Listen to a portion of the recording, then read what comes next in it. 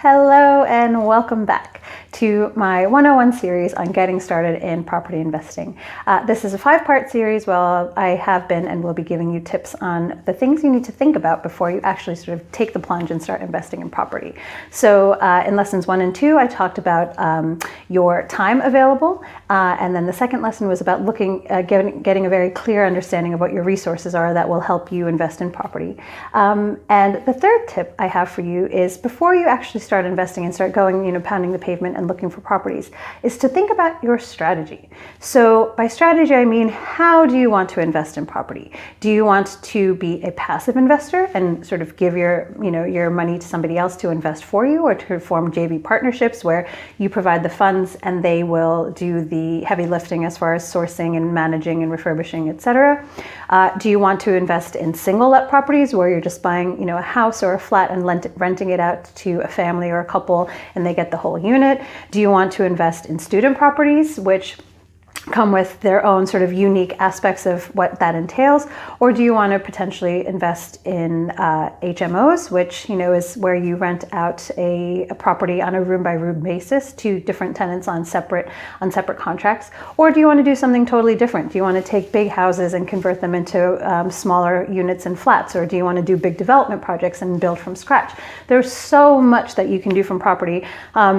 We've done it all, literally from a single terraced house that we bought that was a 2-bedroom property that we refurbished ourselves, to literally rebuilding a house from the ground up. So, and everything in between, conversions and flats and HMOs and all of that kind of thing. And so, but regardless of what other people have done, or all of the sexy, exciting stories you've heard from other investors, what do you want to do? What do you care about? What is your strategy? Do you want to, provide homes for people who are at risk and work with the council to provide, a steady stream of social housing? Do you want to only focus on professional tenants and provide really, really high standard accommodation for, young professionals, doctors, accountants, lawyers, etc., who want to live in a shared space?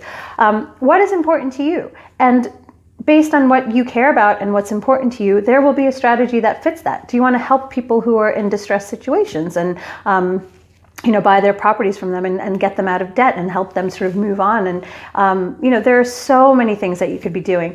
And the great thing is that other people will have done it too. So if you're worried about the hows or the whats and the whens and all of that kind of thing, there will be people out there who have done it. Again, I talked a little bit in the last video about knowledge. There's so much knowledge out there. There are Facebook groups, there are networking meetings, there's magazines, there, all these specialist things that will talk about, a specific way of investing in property. But it's really time for you to now get smart and to think about, what is your strategy? What do you care about? What do you want to do with your property investing? So that's the very specific aspect of, what is the tactical strategy. But then there's also the bigger picture, the bigger picture is, what is your financial strategy? Do you care about, do you want cash flow? Are you, looking to supplement your income, or maybe even grow a property portfolio that completely replaces your income? And, cash flow is the most important thing to you. Or do you care more about equity growth and, the capital appreciation that happens in certain locations and, some more often than not with, with the passage of time? What is more important to you? Because based on that strategy, is it a cash flow strategy? Is it an equity growth strategy? Is it a mix of the two?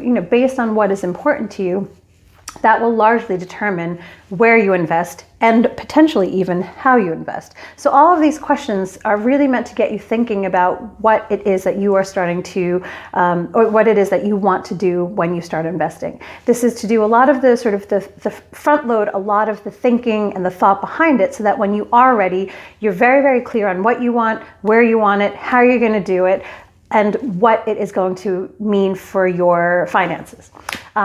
So think again, sort of the tactical strategy, the types of tenants you want to house, is it going to be social housing? Is it going to be high end? Is it going to be serviced accommodation? Is it going to be, single let family homes or whatever else it is? Those are the tactics. And then also the bigger picture strategy, is it a cash flow strategy or a capital appreciation strategy or a mix of the two? And, as you start doing some thinking about them, the answers to those questions, it will become clearer and clearer and clearer for you to then address the question that I will be talking about in the next video, which is thinking about the area you want to invest in.